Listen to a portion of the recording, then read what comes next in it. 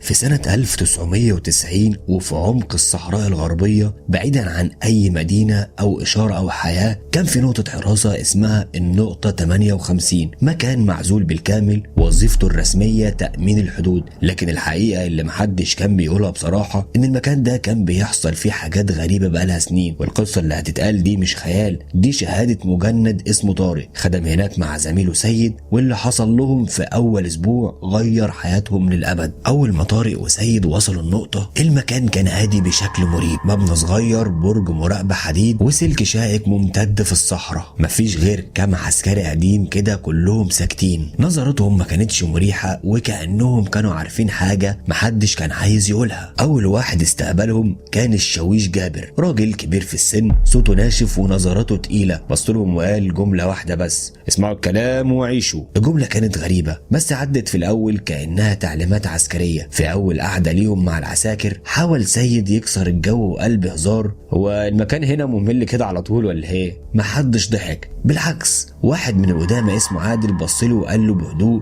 بالنهار عادي انما بالليل خليك جوه. سيد ابتسم وقال: احنا حراسة يا عم مش ضيوف، خلي بالك. عادل ساعتها مردش بس قال جملة غريبة وهو بيقوم: الليل هنا مش بتاعنا.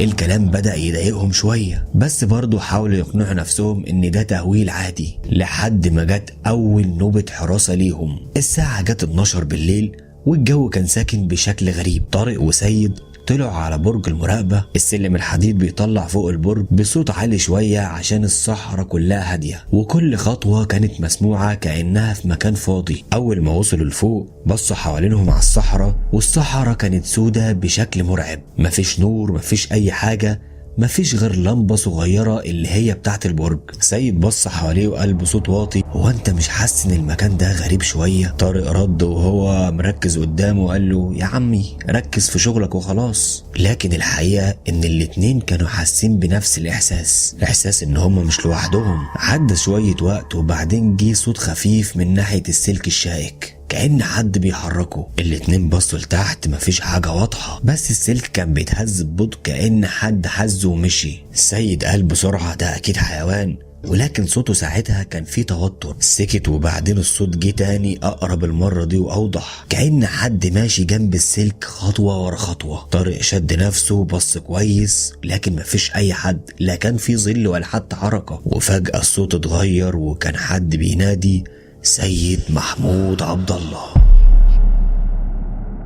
الصوت كان واضح جدا وبنفس نبرة الشاويش جابر بالظبط. سيد اتجمد مكانه وبص لطارق ببطء وقال له: هو الشاويش طلع فوق ولا ايه؟ طارق رد بسرعة قال له: لا، انا شايفه تحت عند المبنى. سيد ساعتها حس ببرودة في جسمه وبص ببطء ناحية السلم. في اللحظة دي جه صوت خطوات وحديد بيخبط في حديد وحد بيطلع السلم، خطوة ورا خطوة ورا خطوة، والصوت كان بيقرب لحد ما وصل لآخر درجة. وفجأة الصوت سكت. الاتنين واقفين عيونهم على فتحة السلم مستنين اي حد يطلع، ولكن مفيش ولا حد طلع ولا حتى حد نزل. كأن اللي كان طالع وقف عندهم من غير ما يظهر، والصمت اللي جه وقتها كان اسوأ من اي صوت. سيد ساعتها همس بصوت مكسور: هو في حد هنا؟ طارق مردش ولكن كان عارف ان الليلة دي مش هتعدي عادي. الليلة الاولى عند النقطة 58 ما خلصتش عند الصوت، بالعكس دي كانت البداية. بعد اللحظة اللي سكت فيها صوت السلم فضل طارق وسيد مكانهم ومش عارفين يتحركوا، عيونهم ثابتة على فتحة البرج وكل واحد مستني التاني يتكلم. بس الحقيقة ان الاتنين كانوا عارفين ان في حاجة حصلت والحاجة دي مش طبيعية. مرت دقايق تقيلة جدا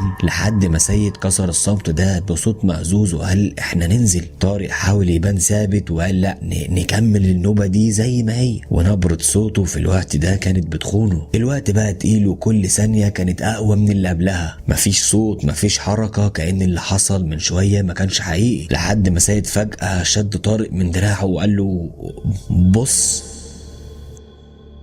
طارق لف بسرعة وبص ناحية السلك الشائك، ودي كانت أول مرة يشوفوا حاجة بعينهم. في أثر، كان أثر خطوات بيضة واضحة جدا على الرمل، والمشكلة إن الأثر ده كان جاي من ناحية البرج وماشي على حد الصحراء من غير أي رجوع. سيد قال بسرعة وهو بيبص حواليه: مين نزل؟ طارق رد وقال محدش نزل ولا شفنا حد، احنا فوق من اول ما بدأنا. الاتنين سكتوا لان الاجابة كانت واضحة ومش مريحة. النوبة خلصت بالعافية وكانوا متوقعين ان هم يشوفوا اي حد، بس المكان كان ساكت كأن مفيش حاجة حصلت. رجعوا العنبر والعساكر نايمين، ولكن الشاويش جابر كان قاعد بره العنبر بيشرب شاي. اول ما شافهم بص لهم نظره سريعه كده وقال لهم هو انتوا شفت حاجه؟ السؤال ساعتها كان مباشر بشكل غريب، حتى طارق وسيد بصوا لبعض، وسيد قال بسرعه لا يا فندم ما فيش اي حاجه. الشاويش فضل باصص فيهم شويه وبعدين قال بهدوء طب كويس. الصبح الشمس طلعت وكأن الليلة اللي فاتت ما حصلتش، بس طارق ما قدرش ينسى اللي شافه. اول ما جه وقت الفطار بعد ما فطروا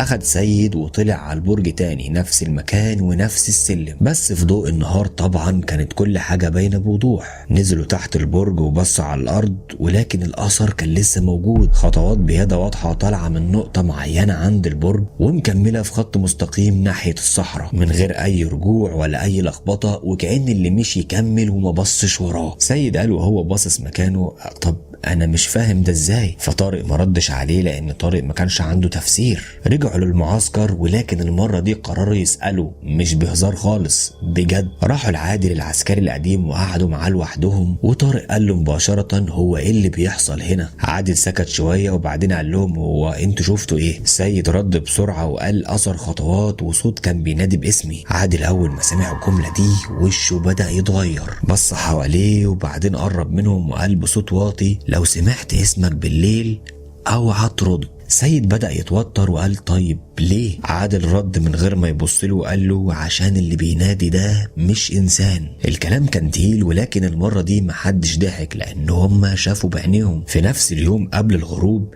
الشاويش جابر جمعهم كلهم وقال كلام غريب كأنه بيأكد اللي حصل. قال لهم الليلة محدش يطلع لوحده، واي صوت تسمعوه محدش يتحرك ناحيته. واحد من العساكر الجداد قال له يا فندم احنا حراسة. جابر قطعه بسرعة وقال له نفذ بس. الليل بدأ ينزل تاني ومعاه نفس الإحساس ونفس السكون التقيل، بس المرة دي طارق وسيد كانوا مستنيين، مش مستنيين الشغل أبدا، ده مستنيين الحاجة اللي بتطلع في نص الليل. الليل نزل تاني عن نقطة 58، بس المرة دي كان مختلف. توتر بان على وشوش العساكر ومحدش بيهزر ولا حتى بيتكلم كتير، وكل واحد مركز في صوت اللي جواه اكتر من اي حاجه حواليه. طارق وسيد كانوا قاعدين جنب بعض قبل النوبه وما كانش حد فيهم بيتكلم، بس كل واحد فيهم عارف ان اللي جاي مش هيكون زي اللي فات، وخصوصا بعد تحذير الشاويش جابر. قبل ما يطلعوا البرج طارق قرر يسال السؤال اللي جه في دماغه من اول يوم. واقف قدام الشاويش جابر وقال له يا فندم هو في ايه هنا بالظبط؟ الشاويش بصله كده بنظره حاده شويه وقال له انتوا لسه جداد ومش لازم تفهموا كل حاجة من أول مرة. طارق ما سكتش وقال له احنا شفنا أثر يا فندم وكمان سمعنا صوت بينادي. هنا جابر سكت لحظة وقال بهدوء غريب يبقى خلاص سمعته. سيد قال له بسرعة سمعنا ايه؟ فجابر رد وهو بيبص ناحية الصحراء وقال له اللي بيفتح الباب. الجملة دي كانت أغرب من أي حاجة اتقالت قبل كده. فطارق قال له طيب باب ايه يا فندم؟ فجابر لف وقال له يا ابني النقطة دي مش بس معمولة عشان حراسة حدود، النقطة دي معمولة عشان تخفي حاجة معينة. سكت شوية وبعدين قال من سنين قبل ما انتوا تيجوا كان في عسكري هنا اسمه محمود رضوان، في ليلة زي دي كان واقف نوبة على البرج وسمع نفس اللي انتوا كنتوا بتسمعوه. سيد بلع ريقه وهو بيسمع، وجابر كمل وقال وفي الغلط اللي كله بيقع فيه للأسف رد.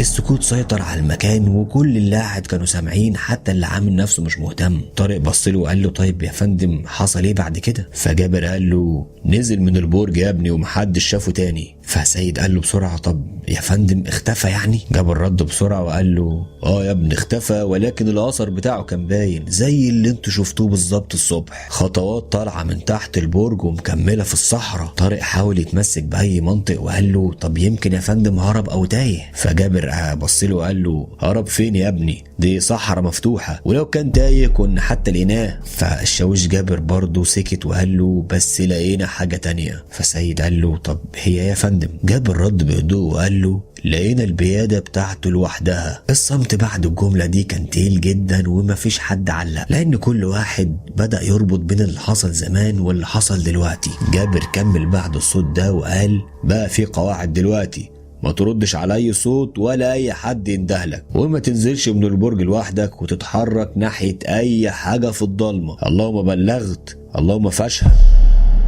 النوبة بدأت وسيد وطارق طلع البرج من تاني، بس المرة دي مش زي أول ليلة. المرة دي وهم عارفين اللي حصل قبلهم وإن اللي مشي ناحية الطريق ده مرجعش. الساعة والدقيقة بدأوا يعدوا ببطء وكل حاجة كانت هادية، لدرجة إن هم شكوا إن اللي حصل ده ممكن يكون مش حقيقي أو شوية توتر وخلاص، لحد ما سيد قال له انت سامع؟ طارق ركز وفي الاول ما سمعش حاجه، بس بعد ثواني الصوت رجع، نفس الصوت حركه في السلك الشائك، ولكن المره دي كانت اقرب، كأن الحاجه اللي بتمشي قربت منهم اكتر من قبل كده. طارق مسك السلاح بايده وطارق كان باصص ناحيه الضلمه، عينه كانت مركزه كأنه مستني يشوف حاجه، وفجأة الصوت وقف، وفي نفس اللحظه جن ده سيد.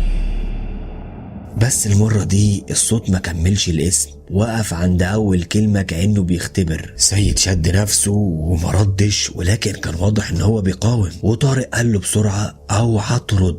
سيد عض راسه، ولكن عينه ما كانتش على طارق، كانت على حاجة تانية، حاجة في الضلمة، وطارق حس ان في حاجة غلط، بس في نفس الاتجاه بص وشاف حركة. الحركة مش واضحة وحتى مش شكل بني آدم، بس في حاجة عدت. وفي اللحظة دي اتسمعت صوت أول درجة في السلم، حد بيطلع. أول درجة في السلم صوتها كان واضح، حديد بيخبط في حديد، والاتنين واقفين فوق ومش قادرين يتحركوا. طارق شد السلاح بإيده وسيد واقف جنبه وعينه على فتحة السلم، وكانوا مستنين اللحظة اللي يظهر فيها حد أو أي حاجة. الصوت بدأ يكمل درجة ورا درجة ورا درجة لحد ما وصل المكان اللي واقف فيه أول ليلة، وبعدها الصوت سكت واختفى. الصمت رجع تاني، ولكن المرة دي كان تقيل أكتر، كأنهم مستنين نفس اللي حصل قبل كده، ومفيش حد ظهر، وده نفس اللي حصل فعلا، ومفيش حد طلع. بس الإحساس إن في حد واقف قدامهم كان حقيقي جدا. سيد همس بصوت واطي انا شايفه. طارق لفله بسرعه وقال له انت شايف مين؟ سيد مردش، ولكن كانت عينه ثابته على السلم، وبعدين قال في حد واقف تحت ولكن مش واضح. طارق حاول يبص، ولكن ساعتها ما شافش غير ضلمه، ولا شكل ولا حتى حركه. بس الصوت رجع تاني، سيد. المرة دي كان الصوت أهدى وأقرب. سيد قفل عينه لحظة وكأنه بيقاوم، وطارق قال له بسرعة اوعى ترد، فاكر كلام الشاويش؟ سيد هز راسه، ولكن كانت في حاجة بتتغير ونفسه بقى أسرع، وفجأة سيد اتحرك خطوة ناحية السلم. طارق مسكه بسرعة وقال له هو انت رايح فين؟ سيد قال له بصوت غريب هو بيناديني، انا لازم ارد. طارق زعق فيه وقال له يا ابني فوق، ده مش بني ادم. سيد حاول يفلت وفعلا نزل اول درجة، وهنا طارق اضطر يشده بعنف ورجعه تاني لفوق. الاتنين ساعتها وقعوا على الارض وقعة جامدة، والصوت سكت فجأة. الصمت رجع، ولكن المرة دي كانت مختلفة، كان الحاجة اللي كانت بتنادي عليهم عارفة ان هم خلاص مش هيردوا. عدت بقى النوبة بالعافية، واول ما الشمس طلعت الاتنين نزلوا من البرج من غير ما يتكلموا. بس اول حاجة عملوها راحوا لنفس المكان تحت البرج، وبصوا على الارض لقوا ان في اثر جديد، خطوات بيادة طالعة من نفس النقطة ومكملة في نفس الاتجاه ناحية الصحراء. سيد بص للاثر وهو ساكت وقال له دي مش بتاعتي، وطارق قال له ولا بتاعتي. والاتنين كانوا فاهمين ان في حاجة حصلت، ولكن هم مش عارفين لحد الان هي ايه. الموضوع كبر، وطول اليوم كان الشاويش جابر كان مراقبهم، وفي الاخر نداهم على جنب وقال لهم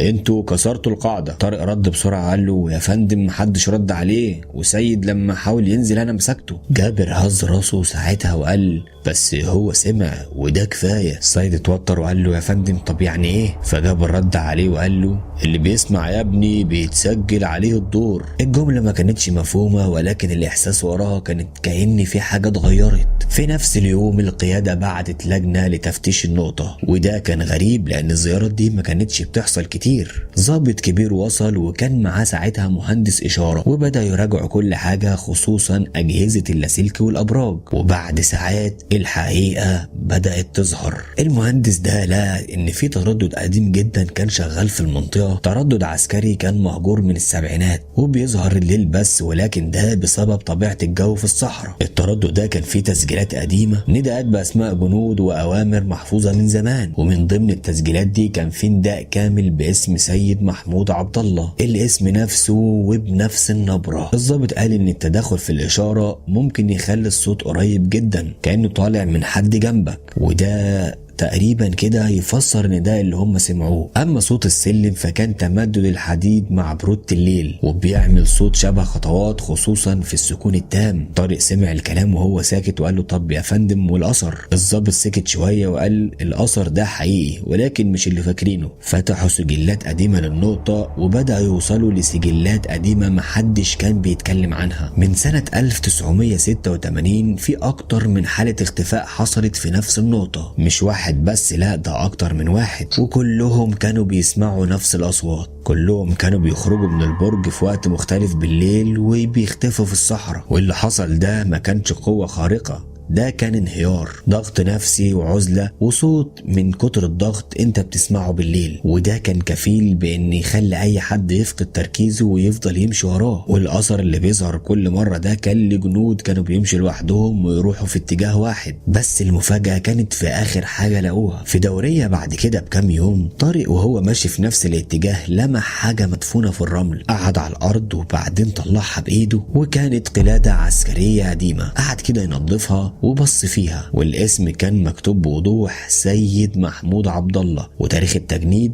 1973. طارق وقف مكانه وبعدين بص للقلادة وبص للسيد اللي واقف بعيد. الاسم نفس الاسم ولكن الشخص مش هو. السيد قرب وقال طب ايه ده؟ طارق مردش عليه بس سلمه القلادة. سيد اول ما شاف الاسم وشه اتغير، وفي اللحظة دي فهموا الحقيقة كاملة، ان اللي بيسمع اسمه مش اول واحد، وان كل واحد بيمر بالتجربة دي مجرد حلقة في سلسلة حصلت من سنين. وبعد التحقيق النقطة دي اتقفلت رسميا وتم نقل كل الملفات والحالات اتسجلت ضغط نفسي بسبب العزلة، وحتى الترددات القديمة اتقفلت والأجهزة كلها اتشالت. لكن القصة ما انتهتش هناك، لأن في أرشيف قديم اتسجل باسم جديد سيد محمود عبد الله، بس المرة دي مش بتاريخ 1973، بتاريخ جديد واللي هو 1990.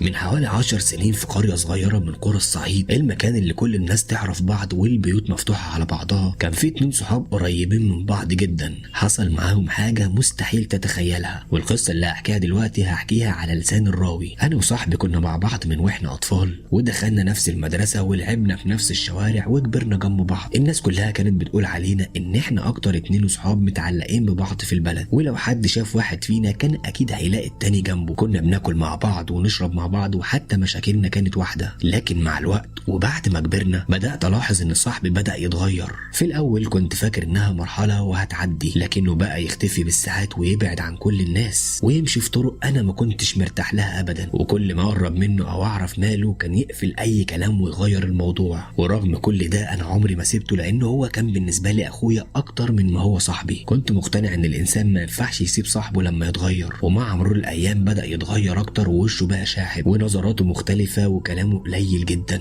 بقى يقعد لوحده بالساعات، ولما حد ينادي عليه كان بيرد بالعافية. أهل البلد كانوا بيقولوا إن هو أكيد تعبان نفسيا، وناس تانية في البلد كانوا بيقولوا إن حد عمل له حاجة، لكن مفيش حد كان عارف الحقيقة. وفي ليلة من أيام الشتاء كنت قاعد في البيت الساعة 2 بعد نص الليل. الدنيا كانت هادية بشكل غريب والشارع فاضي تماما. فجأة تليفوني رن، بصيت للشاشة ولقيت اسم صاحبي. استغربت جدا وقتها لأن صاحبي ده عمره ما كلمني في الوقت ده. رديت بسرعة وقتها، ولما رديت كل اللي كان عاوزه مني ان انزل تحت البيت حالا. قفلت الموبايل بسرعه ولبست ونزلت اجري. واول ما خرجت من باب البيت وبصيت له اتجمدت مكاني. اللي كان واقف قدامي كان صاحبي فعلا، لكن شكله ما كانش طبيعي. هدومه كانت مبهدله وعينيه باصه في الفراغ، ووشه ما كانش فيه اي تعبير وكانه مش شايفني اصلا. لكن اكتر حاجه صدمتني انه كان شايل على ايده شاهد قبر جده، والشاهد هنا يعني اليافطه بتاعه القبر بتاعه جده.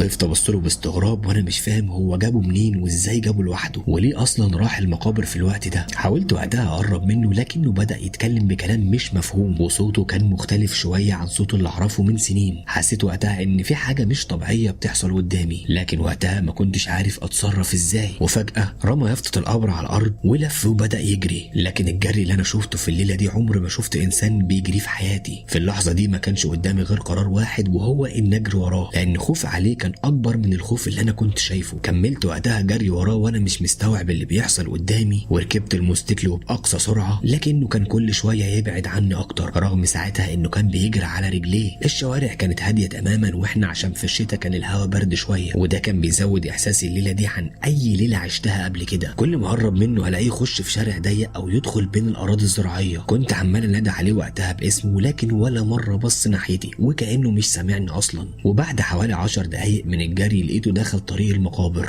في اللحظه دي قلبي انقبض. المقابر في بلدنا كانت بعيده شويه عن البيوت، والمنطقه كلها ما فيهاش نور غير عمود اناره عند المدخل، وبعد العمود ده ظلام تام. وقفت بالموتوسيكل لحظه وقلت لنفسي ارجع، لكن في نفس الوقت كنت خايف اسيبه لوحده. نزلت من الموتوسيكل ودخلت المقابر وراه وانا بذكر ربنا باستمرار. كان الهدوء مرعب وما فيش غير صوت الهواء وهو بيعدي بين الاشجار القديمه والقبور. فضلت امشي وامشي لحد ما لمحته من بعيد. كان واقف قدام قبر جده وواقف ثابت تماما وراسه لتحت. فضلت ابص عليه من بعيد كام ثانيه وبعدين قربت منه بهدوء. كل ما قرب منه يبدا صوته يتغير، والصوت كان مختلف عن اي مره سمعته فيها قبل كده. وناديت عليه وقتها اكتر من مره ولكن مفيش اي استجابه. حاولت امسكه من كتفه بسرعه ولكنه لف نفسه بسرعه خلتني ارجع ورا من شده المفاجاه. بص لي وقتها بنظره عمري ما انساها. كانت نظره وقتها كلها غضب وفي نفس الوقت ما كانش عارف انا مين. حاولت اهديه واخرجه من المكان ولكن فجاه اندفع وجري مره تانية. جريت ناحيته وقتها ولكن ما قدرتش الحقه. جريت بسرعه على الموتوسيكل وركبته وجريت وراه، ولكن كنت حاسس ان الموقف خرج تماما عن قدرتي. وانا بسوق وقتها طلعت الموبايل واتصلت باخوه الكبير. بمجرد ما رد عليا حكيت له بسرعه كل اللي حصل وقلت له يخرج ويقابلني فورا. اخوه حس من صوت ان الموضوع كبير ونزل حالا. بعد دقايق لما رحت عند بيته لقيت صاحبي هو اللي سبقني على البيت. كان واقف قدام الباب ولكن حالته كانت اسوأ من الاول. بعدها وصل اخوه وتحركنا كلنا عشان نحاول نسيطر عليه ونمنعه يأذي نفسه او اي حد حواليه. كان بيقاوم وقتها بقوه غريبه وكل ما نهديه يرجع يثور تاني. فضلنا وقتها على الحال ده لحد ما اتجمع عدد كبير من اهل البيت والجيران، وكلهم كانوا بيثبتوه ويحافظوا عليه من غير ما يتأذي. وفي الوقت ده اقترح احد كبار العيله انه يجيب شيخ من المنطقه، وده عشان يقرا عليه عشان كانوا شايفين اللي بيحصل ده مش طبيعي. بعد وقت قصير وصل الشيخ ودخل البيت وطلب من الموجودين يهدوا ويخلي المكان هادي. بدأ يقرا ايات من القرآن الكريم وكله كان واقف في صمت، وكل واحد فيهم بيدعي ان ربنا يفك كرب صاحبي. ومع بدايه القرايه بدأت حالته تتغير بطريقه خلت كل اللي في الاوضه يبصوا لبعض بصدمه. اول ما الشيخ وقتها بدأ يقرا القرآن البيت كله دخل في حاله صمت ومحدش كان بيتكلم، وكل اللي واقفين كانوا مركزين مع صاحبي لان حالته وقتها كانت بتتغير قدام عينينا ثانيه بثانيه. في الاول كان بيبص في الارض وبعدين جسمه بدأ يتنفض بشكل غريب، وكل شويه يحاول يفلت من الناس اللي ماسكينه. ورغم ان اكتر من 10 رجاله كانوا حواليه الا ان هو كان بيقاومهم بقوه خلت الكل مستغرب. كل شويه كان يحاول يقوم او يزق اللي قدامه، والشيخ ما كانش بيوقف القرايه ولا لحظه. كل دقيقه كانت بتعدي كانت اطول من اللي قبلها، والجو في البيت كان كله خوف وترقب. اهل صاحبي وقتها كانوا واقفين بيعيطوا، وامه كانت تدعي كل شويه ان ينجي ابنها ويرجعه زي الاول. طبعا انتوا هنا في القصه عايزين تعرفوا السبب اللي يخلي صاحبي يعمل كل ده، هتعرفوا السبب ده بس في اخر القصه.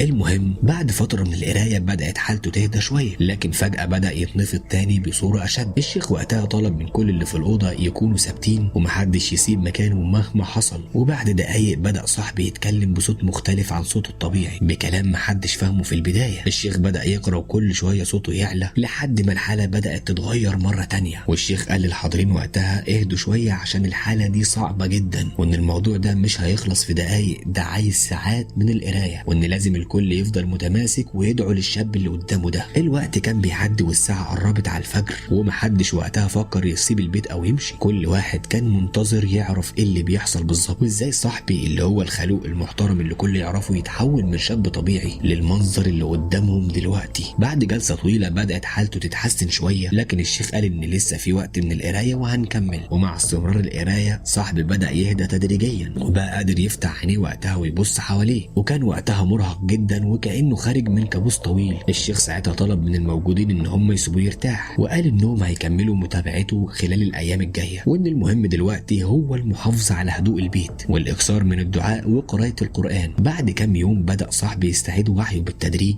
لكنه كان فاقد جزء كبير من ذاكرته ومش فاكر كمان اي حاجه من اللي حصل في الليله دي. وكل ما كنا نساله عن المقابر وليه راح هناك وليه راح في الوقت ده بالذات، كان يقول وقتها انا مش فاكر اي حاجه. لكن اللي عرفناه بعد كده من اهل اهل البلد ان قبل الليله دي بفتره كان بدا يمشي مع ناس سوء وبعد عن اهله وعن اصحابه، وبقى يقضي اغلب وقته بعيد عن البيت، وده كان سبب ان حياته كلها اتقلبت. لكن برضه ده ما كانش السبب الحقيقي. السبب الحقيقي هحكوا لكم دلوقتي. بعد فتره من اللي حصل ده الشيخ بدا يجي على البيت ويقرا قران ويتكلم مع صاحبي واحده بواحده عشان يعرف ايه اللي حصل له بالظبط وليه كان عيله من الجن كامله لابسينه،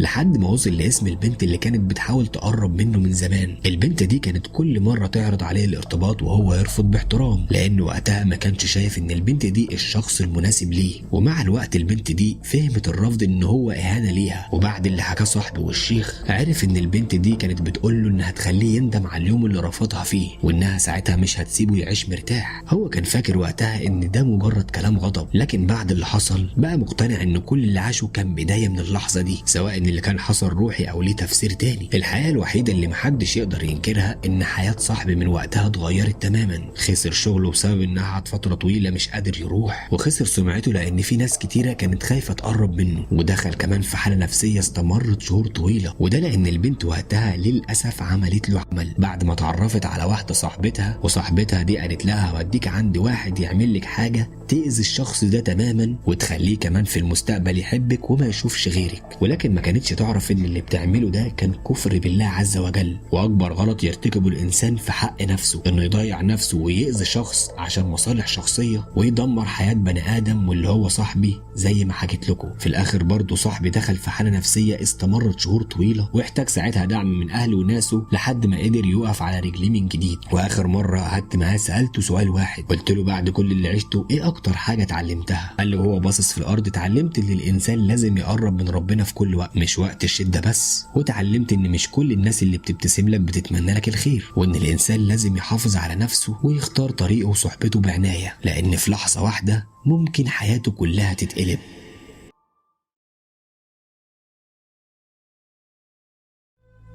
في ناس بتقول ان اللي هحكيه دلوقتي تأليف، وفي ناس هتقول ان احنا كنا بندور على الترند، بس والله العظيم لو كنت اعرف اللي هيحصل الليله دي ما كنتش دخلت المكان ده خطوه واحده. انا اسمي كريم وبعمل محتوى رعب واستكشاف اماكن مهجوره على اليوتيوب. بقالي اكتر من 10 سنين بصور في بيوت مهجوره ومستشفيات قديمه ومدارس مقفوله، وكل مره كنت بقول للناس ان اللي بيتقال على الاماكن دي مجرد اشاعات. لحد الليله دي كانت الساعه حوالي 7:30 لما قابلت صحابي واتفقنا قبلها بليله ان احنا هنصور في فندق مهجور على اطراف القريه. الفندق ده كان مقفول ليه اكتر من 20 سنه بعد حريق كبير مات فيه ناس كتير، ومن يومها محدش رضي يشتريه ولا حتى حد يقرب منه. وانا بركب الكاميرا على الحامل مروان ضحك لي وقال لي يا عم انا حاسس ان الفيديو ده هيكسر الدنيا. احمد رد عليه وهو بيبص للفندق من بعيد اهو يكسرنا احنا. ضحكنا كلنا ساعتها وما كناش عارفين ان الجمله دي هتبقى اقرب حاجه للحقيقه. ركبنا العربيه والطريق كان فاضي، وكل ما نقرب من الفندق النور يقل وصوت الكلاب كان بيزيد. بعد حوالي نص ساعه وقفنا قدام المبنى. كان مبنى ضخم متكون من 6 ادوار والشبابيك بتاعته كلها مكسوره، والواجهه كانت كلها سودة من اثار الحريق. رحنا عند البوابه ولقينا البوابه الحديد كانت مفتوحه سنه بسيطه كأن حد دخل قبلنا بدقايق. بصيت لاحمد وقتها وقلت له هو انت متاكد ان المكان ده مهجور؟ هز كتفه وقال لي المفروض، بس الباب ده مقلقني. شغلت الكاميرا وقتها وقلت للمشاهدين احنا دلوقتي قدام الفندق اللي الناس كلها في القريه بترفض حتى تعدي من جنبه. النهارده هنشوف الحقيقه بنفسنا. دخلنا واول خطوه جوه كانت كفايه ان تخلي المكان ده مختلف. ريحه دخان الحريق لسه موجوده رغم ان المكان ده محروق من 20 سنه. الارض كانت كلها تراب، لكن الغريب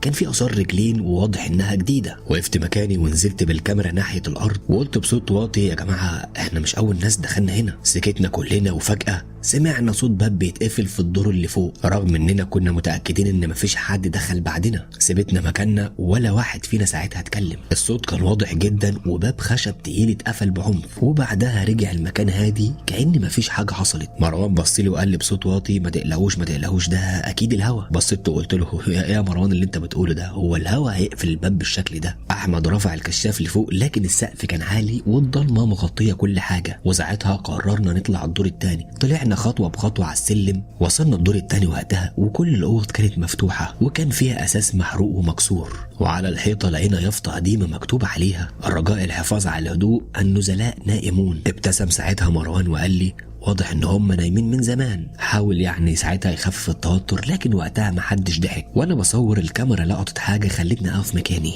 باب اوضه في اخر الممر كان بيتحرك ببطء، مش بيتفتح ولا بيتقفل، لا ده بيتحرك كأن حد ماسكه بيشده ويديه. قربنا بحذر، وكل ما نقرب ساعتها كانت حركه الباب تقف سنه بسنه، ولما نقف مكاننا يرجع يتحرك تاني. وصلنا عنده ساعتها، فتحت الباب بسرعه. الاوضه كانت فاضيه تماما، بس في نص الارض كان في كوبايه شاي. الغريب ساعتها ان انا لما حطيت صباعي في الشاي كان الشاي لسه دافي كأن حد لسه عامله. سحبت صباعي بسرعه وقلت لهم يا جماعه الشاي ده لسه معمول. احمد اتوتر ساعتها وقال لي يعني ايه؟ يعني في حد هنا؟ انا معرفش، بس لو في حد هو ليه مستخبي؟ في اللحظه دي واحنا بنتكلم سمعنا صوت حاجه معدنيه وقعت في اخر الطرقه. لفينا كلنا في نفس الثانيه، لكن ما كانش في اي حد. قررنا ننزل ونمشي، واول ما وصلنا عند السلم لقينا الباب الرئيسي اللي دخلنا منه مقفول بالسلسله. بصينا لبعض في صدمه وقلنا احنا متاكدين ان الباب ده كان مفتوح، محدش خرج ولا دخل قدامنا ساعتها. طب مين اللي قفل الباب ده؟ وفجأة سمعنا صوت خطوات بطيئة جاية من الدور اللي فوق، خطوة وبعدين خطوة وبعدين خطوة تالتة، كأن حد نازل علينا. وكل خطوة ساعتها كانت أوضح من اللي قبلها. احنا التلاتة وقتها وقفنا مكاننا ومحدش فينا قادر يتحرك. بصيت لأحمد ولقيته ماسك الكشاف بإيده، بس إيده كانت بتترعش. ومروان وقتها لأول مرة أشوفه ساكت بالشكل ده. الخطوات وقفت لحظة وسادت لحظة هدوء مرعبة، وفجأة سمعنا صوت نفس طويل كأن حد واقف فوقنا مباشرة. رفعت الكاميرا ناحية السلم وانا بقول بصوت واطي هو في حد هنا؟ طلعنا درجه واثنين وثلاثه ولكن مفيش اي حد. وصلنا وقتها لنص السلم وفجاه لمحت طرف جاكيت اسود اختفى بسرعه ناحيه الممر في الدور الثاني. صرخت وقلت لاصحابي هو انت شفته؟ احمد قال لي بسرعه ايوه انا شفته، في حد جري. جرينا وراه وقتها وصلنا لاخر الممر، لكن الممر كان فاضي وكل الاوض وقتها كانت مقفوله، والممر وقتها ما كانش فيه اي مكان يستخبى فيه انسان. وقتها لاحظ مروان حاجه وقال لي استنوا كده، وشاور بايده على الارض. وساعتها كان في نقطه دم مش كتير لكن كانت واضحه، والاغرب انها كانت دافيه ولسه لونها احمر. نزلت اصورها بالكاميرا وانا حاسس ان قلبي هيقف، وقلت الدم ده جديد، يعني اللي هنا اللي بينزل دم ده لسه موجود. احمد قال لي وهو بيبص حواليه نمشي يا كريم، احنا ملناش دعوه بكل ده. لكن وقتها فضولي غلبني وبدانا نمشي ورا اثار الدم، كل شويه نقطه ورا نقطه ورا نقطه، والريحه اللي خرجت منها كانت ريحه غريبه جدا، مش ريحه حريق ولا ريحه تراب، كانت ريحه حديد ممزوج بريحه دم. بصيت وقتها في وشوشهم وقلت لو حد فيكم مش عايز يدخل يستناني بره. ولا واحد ساعتها رد من الصدمه، ولكن فضولي خلاني ادفع الباب بايدي. الباب وقتها طلع صوت صرير عالي وكانه ما فتحش من سنين. سلطت الكشاف على الارض وفي الاول ما شفتش حاجه، خطوه كمان ولقيت كرسي مقلوب قدامي، خطوه تانية ولقيت شنطه سفر مفتوحه وهدوم مرميه وموبايل مكسور وكوبايه قهوه لسه فيها جزء صغير. قلت وقتها واضح ان كان في حد قبلنا من ساعات. وانا بكمل كلام الكشاف وقع مني، فنزلت اشوفه لقيته واقع على رجل انسان.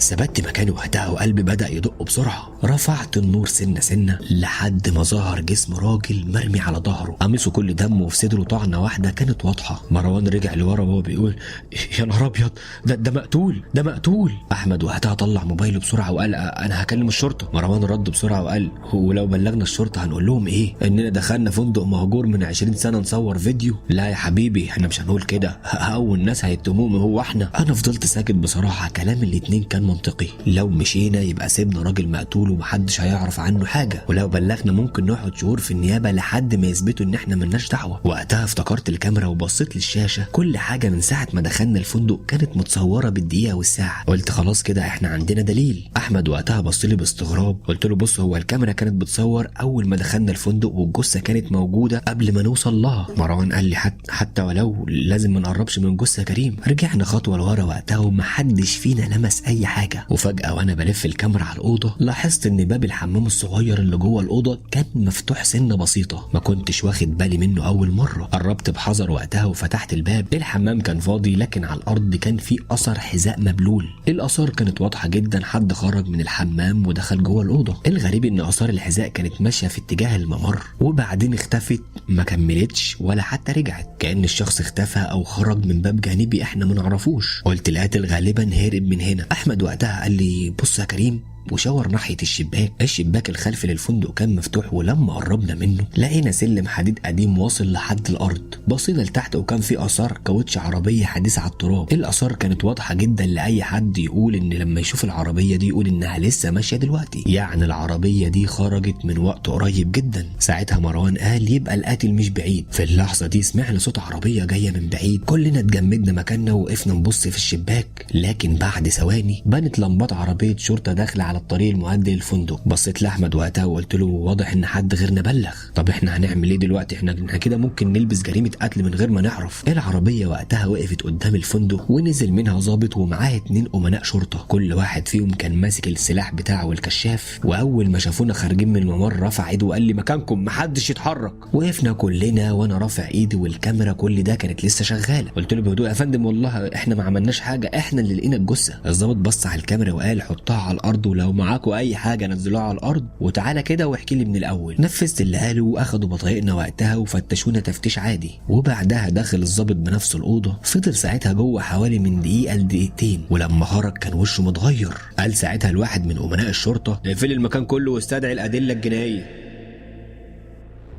بدأوا ساعتها يصوروا الجثة ويحددوا مكان كل حاجة من غير ما حد يقرب. بعد حوالي نص ساعة وصل فريق الأدلة الجنائية، وأول سؤال اتوجه لنا كان مين فيكم لمس الجثة؟ رديت فورا عليه وقتها ولا واحد يا فندم. قال لي متأكد؟ قلت له أيوه متأكد، هو احنا كل اللي عملناه إن احنا صورنا المكان والدليل أهو. وفعلا وقتها طلب يشوف الكاميرا وقعد يتفرج على التسجيل من أول ما دخلنا الفندق لحد ما خرجنا منه. كان بيوقف الفيديو كل شوية ويراجع الدقايق والوقت، وبعد حوالي 10 دقايق قفل الشاشة وبص للظابط وقال واضح يا فندم انهم صادقين. حسيت وقتها لاول مره ان احنا بدانا نتنفس، لكن وقتها التحقيق كان لسه ما خلصش. الظابط وقتها سالنا هو انتوا ايه اللي خلاكوا تيجوا الفندق اصلا؟ شرحت له ان احنا بنصور استكشاف اماكن مهجوره. هز راسه وقال لي الغريب ان انتوا مش اول ناس تيجوا هنا. استغربت وقلت له يعني ايه يا فندم؟ يعني ايه مش اول ناس نيجي هنا؟ رد وقال لي ان من اسبوعين حارس الاراضي الزراعيه بلغنا ان هو بيشوف نور بيتفتح جوه الفندق، لكن وقتها لما جينا نفتش ما لقيناش اي حاجه. الكلام ده وقتها شد انتباهنا كلنا وقلنا يبقى المكان ده كان بيتزار فعلا وبيحصل فيه حاجه. وساعتها جه خبير الادله الجنائيه ومعاه كيس شفاف كان وقتها جواه مفتاح عربيه، وقال للظابط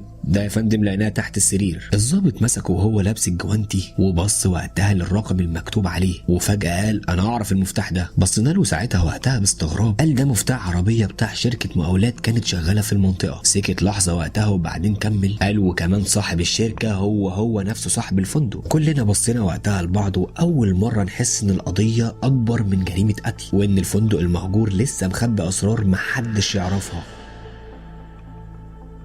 بعد حوالي ساعة من المعاينة بدأ رجال المباحث يفتشوا الفندق بالكامل، وأثناء التفتيش لقوا باب حديد صغير جوه الدولاب. الباب وقتها كان مقفول بقفل جديد، وده كان أول دليل إن حد لسه بيستخدم المكان. كسروا القفل ونزلوا سلم ضيق بيؤدي البدروم داخل الفندق، وأول ما فتحوا النور لقوا المكان متجهز بالكامل، ترابيزات وكراتين وأزايز مية لسه جديدة. واضح إن حد كان بيقعد هنا بشكل مستمر. لكن أهم حاجة لقوها كانت كاميرا مراقبة صغيرة متثبتة في ركن البدروم. الكارت بتاع الذاكرة كان لسه جواها، واخدوه وقتها على المعمل، وبعد ساعات ظهر التسجيل. الفيديو بيبين المجني عليه داخل الفندق الساعة 6:47 مساء. بعده بحوالي 10 دقايق دخل عليه راجل تاني، وشهم كان واضح جدا. الاتنين كانوا بيتخانقوا بس الصوت ما كانش واضح، لكن من الحركة بتاعتهم كان باين انهم في خلاف قديم. وبعد اقل من دقيقة الراجل التاني طلع مطوة وحصلت مشاجرة ما بينهم. المجني عليه وقتها حاول يدافع عن نفسه، لكن وقتها وقع على الارض. القاتل وقف كام ثانيه يبص عليه وبعدين فتش جيوبه، وبعد ما نفذ جريمته اخذ موبايله ومحفظته وخرج من الشباك الخلفي. وقبل ما يمشي بص ناحيه الكاميرا، واضح انه ما كانش عارف ان الكاميرا دي اصلا شغاله. الشرطه وقتها بدات تراجع هويه الراجل، وبعد اقل من 24 ساعه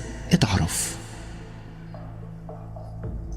كان وقتها شريك المجني عليه في شركة مقاولات، ومن خلال سجلات البنك اكتشفوا انه بينهم خلاف على ملايين الجنيهات. المجني عليه كان ناوي يبلغ عن شريكه في قضية تزوير كبيرة، ولما ساعتها شريكه عرف استدراجه للفندق المهجور، لانه عارف وقتها ان محدش بيروح هناك ولا بيقرب اصلا من المكان ده. كان فاكر ان الجريمة هتختفي للابد، لكن اللي ما كانش في حسابه ان 3 شباب دخلوا بالصدفة يصوروا فيديو اليوتيوب عشان يكتشفوا الجريمة اللي هو اصلا كان فاكر ان محدش هيكشفها. بعد اسبوع من البحث الجنائي استدعونا للنيابه وسلمنا وقتها نسخه من الفيديو اللي صورناه، وكلامنا كله كان مطابق للفيديو اللي موجود في كاميرا المراقبه. اتقفل المحضر بالنسبه لينا واتاكد رسميا اننا مجرد شهود، وبعد شهر تقريبا صدر الحكم على القاتل بالسجن المؤبد. واما الفندق وقتها فاتقفل بالشمع الاحمر ومنعوا اي حد يدخله. اما انا فنزلت الفيديو على القناه، لكن مش كل اللي صورناه نزل، انا بس صورت اللحظات المرعبه، وفي مشاهد طلبت النيابه انها تتشال عشان هي كانت جزء من التحقيق. ومن يومها بطلت ادخل اي مكان مهجور من غير تصريح، لان الليله دي علمتني درس عمري ما هنساه، ان اخطر حاجه ممكن تقابلها في مكان مهجور مش الاشباح، اكتر حاجه ان انت تدخل في الوقت الغلط وتشوف جريمه ما كانش المفروض تشوفها. تمت القضيه على كده. انا اسمي احمد، ودي اغرب حاجه حصلت لي في فتره الجيش كلها، ولحد النهارده مش قادر انساها. لما توزعت على الوحده بتاعتي كنت لسه مجند جديد، وحتى ما كملتش الشهر في الخدمه. زي اي عسكري جديد كنت بحاول افهم الحياه هناك. الصحراء هناك من كل حته، والليل هناك مختلف عن اي ليل شفته قبل كده، واول ما الشمس بتغيب بتحس ان الدنيا كلها ساكته بشكل يخوف. في يوم من الايام جالي امر حراسه على مخزن قديم جوه الوحده، مكان عادي جدا وما فيهوش اي حاجه غريبه، على الاقل ده اللي كنت فاكره ساعتها. استلمت النبطشيه الساعه 2 بالليل، الجو كان برد شويه والهواء بيدخل بين المباني بيعمل صوت غريب. كنت واقف على البرج ببص حواليا كل شويه زي ما اتعلمنا، والحراسه طبعا في الجيش ما فيهاش هزار، واي غلطه ممكن تعمل لك مشكله كبيره. عدت ساعه وساعتين وكل حاجه كانت طبيعيه، لحد ما الساعه قربت على الساعه 4 الفجر، وانا واقف بصيت بعيد ناحيه سور الخدمه الخارجي، لقيت حد قدامي ماشي. في الاول افتكرت واحد من القوه او ضابط مرور، لكن كل ما يقرب اكتر حسيت ان في حاجه مش مظبوطه. الراجل ده كان ماشي بهدوء غريب جدا، لا مستعجل ولا متردد، كانه عارف هو رايح فين بالظبط. ولما قرب اكتر شفته لابس لبس عسكري قديم شويه، واقف تحت البرج وبصلي، وملامحه كانت عاديه جدا، وشه كان عادي انسان مصري عادي، لكن عينهم فيها حاجه مش مريحاني. رفع ايده بالتحيه العسكريه وقال بهدوء: شد حيلك يا عسكري. انا رديت التحيه تلقائي وقلت له: تمام يا فندم. ابتسم ابتسامه خفيفه وقال لي: خليك صاحي كويس الليله دي. وبعدين لف ومشي. الموضوع كله ما خدش دقيقه، لكن الغريب بعد ما بعد عني شويه اختفى. ايوه اختفى، بمعنى ان هو ما دخلش ورا مبنى ولا حاجه، ده اختفى من قدامي نهائي. انا ساعتها نزلت من البرج بسرعه وبصيت في الاتجاه اللي كان فيه، ما كانش فيه اي حد ولا اثر. رجعت مكاني وقعدت اقنع نفسي ان انا كنت مرهق او بتخيل. والصبح وانا قاعد مع العساكر حكيت اللي حصل وانا بضحك، كلهم ضحكوا معايا بحيث ان انا ممكن اقول حاجه فكاهيه الا عسكري قديم في الوحده. اول ما وصفت ساعتها وش الراجل، وشه اتغير وبقى ساكت. قلت له ساعتها: مالك في ايه؟ فقال لي: انت متاكد من اللي انت شفته؟ قلت له: ايوه انا متاكد. رد وقال لي: طب لو شفته تاني ما تكلموش. ضحكت ساعتها وقلت له: طب هو انت بتخوفني ولا ايه؟ لكن هو ساعتها ما قالش اي حاجه تاني. بعدها ب4 ايام حطوني حراسه على نفس البرج ونفس التوقيت تقريبا، وقبل الفجر بدايه يا جماعه لقيت نفس الشخص راجع لي تاني، بنفس اللبس ونفس الهيئه ونفس كل حاجه في المره الاولى. والمره دي اول ما وقف قدام البرج قال لي: انا قلت لك خليك صاحي. قلبي ساعتها بدا ينبض بسرعه. قلت له: طب انت مين؟ بص لي ثواني طويله وقال لي: انا كنت هنا قبلك. قلت له: يعني ايه كنت هنا قبلي؟ يعني انت يعني مثلا عسكري قديم ولا حاجه زي كده؟ لكن قبل ما يرد سمعت جهاز اللاسلكي بينادي عليا. بصيت ناحيه الجهاز ثانيه واحده، ولما رفعت عيني ما كانش موجود، كانه عمره ما كان واقف معايا. خلصت النبطشيه وانا مرعوب، والصبح قررت اعرف الحقيقه. فضلت اسال العساكر اللي قدامي، في الاول ما كانش حد بيرد، لكن واحد منهم اخدني على جنب وقال لي: هو انت شفته عند مخزن الذخيره القديم صح؟ قلت له: ايوه. فقال لي: من حوالي 7 سنين كان في مجند واقف حراسه هناك، والمجند ده وقتها اختفى ومحدش يعرف عنه اي حاجه. انا ضحكت وقلت له: طب اختفى ازاي يعني؟ قال لي: يعني اختفى تماما. الوحده كانت بتدور عليه وما لقيتوش لحد يومنا ده، وساعتها استلم النبطشيه قبل الليل زيك، ولما القوه راحت عشان تجيبه اخر الليل ما لقيتوش. دوروا عليه ساعتها جوه الوحده وبره الوحده وبرضه ما فيش اي اثر. سالته: طب وبعدين ايه اللي حصل؟ لقيوه؟ بص حواليا واتاكد ان محدش سامعنا وقال: بعد اسبوع لقوا حاجه مدفونه تحت المخزن القديم. في اللحظه دي حسيت ان جسمي كله سقع، وقبل ما الراجل يخلص كلامه سمعنا صوت صريخ جاي من ناحيه الامن العسكري. الجنود كلهم بدأوا يجروا ناحيه الصوت، اما انا فكنت واقف مكاني، لان وسط الجري والزحمه شفت نفس الشخص واقف عند المخزن القديم بيبص لي ويضحك. فضلت باصص عليه وقتها من بعيد ومش قادر اتحرك، والناس كلها كانت جاريه ناحيه الصريخ اللي طلع من مكتب الامن العسكري، لكن انا عيني وقتها كانت عليه هو بس. كان واقف ثابت في مكانه، لا بيتحرك ولا بيبص لاي حد غيري. والغريب ان العساكر كلها اللي كانت حواليا محدش كان شايفه اصلا، وواحد منهم خبط فيا وهو بيجري وقال لي: واقف كده ليه يا احمد؟ بصيت له ثانيه واحده، ولما رجعت ابص للمخزن لقيت الراجل اختفى تاني. طول اليوم وانا دماغي مشغوله بالموضوع، وحاولت اقنع نفسي ان كل اللي انا بشوفه بسبب السهر والاجهاد، لان لو انت في الجيش او رحت الجيش قبل كده في نوبات حراسه كتير بتبقى مجهد جدا ومرهق، ساعات بتمسك بالست ساعات وساعات بتمسك بالتمانية، لكن برضه جوايا كنت عارف ان في حاجه غلط. بالليل وانا في العنبر افتكرت كلام العسكري القديم وهو بيقول لي انهم لقوا حاجه مدفونه تحت المخزن، فانا قررت ساعتها اكمل واساله. استنيت ساعتها لحد ما اغلب العساكر ناموا ورحت له، واول ما شافني عرف ان انا جاي اكمل كلامي. اتنهد وقال لي انا مش عارف ليه انت بالذات شفته، بس اللي هقوله لك ده سمعته من ناس كانوا موجودين وقتها. وقعد يحكي وقال لي ان من حوالي 7 سنين كان في مجند اسمه حسين، شاب هادي ومحترم وكل الناس كانت بتحبه، وفي ليله كان واقف حراسه على نفس المخزن اللي انت بتحرسه دلوقتي، وقبل الفجر بشويه اتقطع الاتصال بيه والقوه راحت عشان تجيبه وما لقيتوش. والغريب ان السلاح بتاعه كان موجود لكن هو كان اختفى. بدات عمليه بحث كبيره وفتشوا في الوحده كلها ودوروا في الصحراء وسط كوب الجنود كمان، لكن مفيش اي اثر. بعد اسبوع من الحادثه وجوه اعمال الصيانه في المخزن لقوا تجويف قديم تحت الارض، والتجويف ده ما كانش موجود،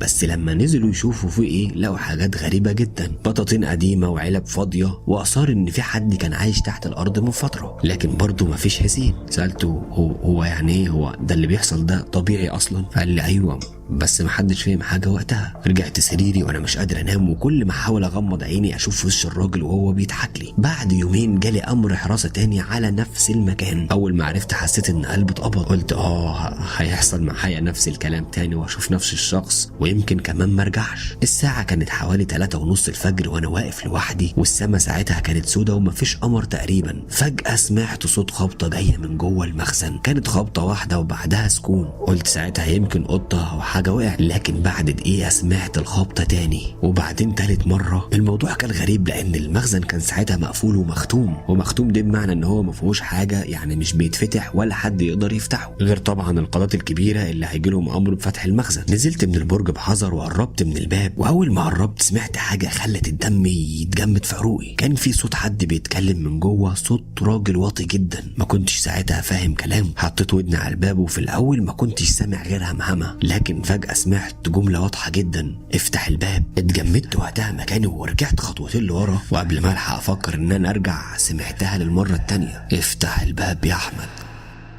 قلبي وقف ساعتها وقلت ايه اللي بيحصل لي ده، لان ساعتها اللي ناداني باسمي عمره ما شافني ولا حتى اسم مكتوب في اي حته. فضلت واقف ثواني ساعتها مش قادر اتحرك، وفجاه حسيت ان في حد واقف ورايا. لفيت ساعتها بسرعه ولقيته نفس الراجل، كان واقف قريب جدا المره دي لدرجه ان انا شفت تفاصيل وشه كلها، بس المره دي كان شكله مختلف ومرهق وتراب كتير مغطي هدومه، وكأن حد كان حابسه تحت الارض سنين طويله. بصلي وقال لي بصوت هادي: اوعى تفتح الباب. انا بصيت للمخزن وبعدين ليه رد بعد ثواني وقال لي: انا حسين. في اللحظه دي سمعنا الخبط من جوه المخزن بعنف، كان خبط متواصل كأن حد ساعتها بيضرب الباب بايده بكل قوته، وبعدين طلع نفس الصوت من جوه وهو بيقول: افتح يا حسين، افتح افتح يا احمد افتح. حسيت ساعتها ان جسمي كله اتشل، لان الصوت اللي كان جوه المخزن كان نفس صوت الراجل اللي واقف قصادي بالظبط، نفس النبره نفس الطريقه نفس كل حاجه. اما حسين بص ناحيه الباب والاول مره وشه يظهر عليه خوف حقيقي، وقال لي جمله واحده: هو عارف انك شايفني. وساعتها باب المخزن اتحرك من مكانه حركه بسيطه كأن حد من جوه بيحاول يفتحه بالقوه. اول ما الباب اتحرك حسيت ان رجليا ما كانتش شايلاني، كنت واقف بين باب مخزن بيتحرك لوحده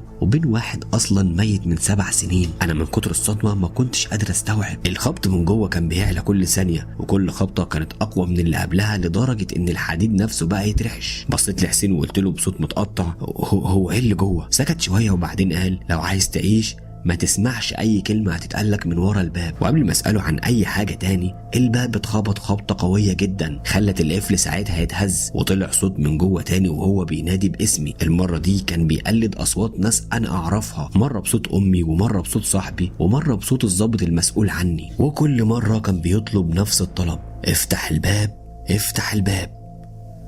انا كنت مرعوب لكن فضولي كان اكبر من خوفي. قلت لحسين وقتها: انت عارف ايه اللي هو؟ ساعتها وشه اتغير وبص ناحيه الارض وقال: انا السبب. وحكى بسرعه قبل ما يحصل اي حاجه تاني. قالوا ان في الليله اللي اختفى فيها كان واقف حراسه على المخزن وسمع نفس الخبطه اللي انا سمعتها، افتكر ان في حد محبوس او في مشكله جوه، ولما قرب سمع صوت واحد بيستغيث وبيطلب النجده. فضل يقاوم شويه لكن في الاخر فتح الباب. اول ما فتحه ما لقاش حد والمخزن كان فاضي، لكن كان في باب حديد صغير في الارض عمره ما كان موجود قبل كده. الفضول غلبه ونزل يشوف تحته ايه، وكان اخر يوم شافوه حي فيه. سالته يعني انت مت يا حسين ولا ايه؟ انا مش فاهم حاجه. قال لي مش بالمعنى اللي الناس فاكراه. وقبل ما يكمل الباب المعدني قدامنا اتفتح سنه صغيره لوحده، طلع وقتها منه ريحه تراب قديم ورطوبه غريبه. وبعدين سمعنا صوت خطوات حد طالع، حد بيطلع السلم من جوه المخزن ببطء شديد. كل خطوه كانت اقرب من اللي قبلها. انا رجعت لورا غصب عني، اما حسين فكان واقف مكانه ثابت وعينه على الباب. وفجاه ظهر شخص، لما شفته حسيت ان قلبي كان هيقف. كان حسين، نفس حسين اللي واقف جنبي، نفس الشكل ونفس الملامح. لكن النسخه اللي كانت طالعه من المخزن كانت عينها سودة بالكامل، سواد مرعب، ومبتسمه كمان ابتسامه مرعبه. بص لي وقال اخيرا لقيت واحد يشوف الحقيقه. بعدين بصيت لحسين اللي واقف جنبه وقلت له 7 سنين وانت مستخبي؟ حسين رد لاول مره وقال لي مش هسيبك تطلع. ساعتها فهمت ان اللي واقف جنبي مش شبح بيخوف العساكر ولا حاجه، كان بيحاول يمنع الحاجه اللي جوه انها تخرج. النسخه التانيه بدات تقرب مننا، وكل ما كانت بتقرب الانوار اللي حوالينا كانت بتضعف والهواء يبقى ابرد بشكل مستحيل، لدرجه ان نفسي بقى ظهر قدامي زي الدخان اللي بيطلع في اجواء اوروبا. انا ما كنتش فاهم اي حاجه، لكن حسين صرخ في وشي وقال لي اجري على السنترال واضرب جرس الطوارئ حالا. جريت باقصى سرعه عندي، وانا بجري كنت سامع اصوات خناق وصرخات جايه من ورايا. وصلت المبنى السنترال العسكري وضربت جرس الطوارئ، وخلال دقايق الوحده كلها قامت على رجلها. ضباط وعساكر جريوا ناحيه المخزن ورجعت معاهم وانا مرعوب. لكن اول ما وصلنا لقينا المخزن مقفول، القفل سليم والباب كأنه ما اتفتحش اصلا. المكان هادي مفيش اي اثر لاي حاجه. والظابط ساعتها سالني هو ايه اللي حصل. حكيت كل حاجه وطبعا محدش صدقني، واعتبروا ان التوتر والسهر اثروا عليا. لكن وانا واقف وسط الناس لاحظت حاجه في الرمله قدام باب المخزن. كان في اثار رجلين، بس رجلين شخص واحد مش 4 أو 3 زي ما احنا كنا واقفين. كانه كان في واحد واقف قدام الباب طول الوقت. بعدها بايام صدر قرار بنقل محتويات المخزن بالكامل وهدم الجزء القديم منه اثناء اعمال تطوير في المنطقه. واثناء الحفر فعلا لقوا غرفه خرسانيه قديمه جدا مدفونه تحت الاساس. الغرفه كانت موجوده من عشرات السنين ومش موجود فيها اي خرائط رسميه للمكان، ولقى جواها بقايا متعلقات عسكريه قديمه جدا وسجل ورقي متآكل. اما اغرب حاجه فكانت دفتر صغير. الدفتر ده كان باسم المجند حسين، واخر صفحه فيه كانت مكتوبه بخط ايده، والجمله الوحيده اللي قدرت تتقري وقتها لو سمعت حد بيناديك من جوه ما تفتحش الباب. بعد اكتشاف الغرفه تحولت للتحقيقات العسكريه والهندسيه والموضوع اتقفل رسميا. لكن في حاجه وقتها محدش عارف يفسرها، ان حسين اللي متسجل في الدفاتر العسكريه كان متوفي فعلا من 7 سنين. وفي نفس يوم اكتشاف الغرفه لقوا خوذه مرميه تحت التراب جواها صوره قديمه لحسين، وعلى ظهر الصوره تاريخ، والتاريخ ده بنفس تاريخ الليله اللي انا شفته فيها واقف تحت البرج. ومن يومها مفيش حد شافه تاني. اما انا فانهيت خدمتي العسكريه ورجعت البيت، وعدت سنين وقتها طويله وحاولت انسى اللي انا شفته. لكن لحد دلوقتي كل ما اصحى قبل الفجر افتكر الليله دي، وافتكر كمان ابتسامه حسين وهو واقف تحت البرج، وافتكر اخر حاجه قالها لي قبل ما يختفي للابد. مش كل حاجه بتحرسها الاسوار، ساعات الحارس نفسه بيكون هو الحاجه الوحيده اللي واقف بين الناس وبين الكارثه.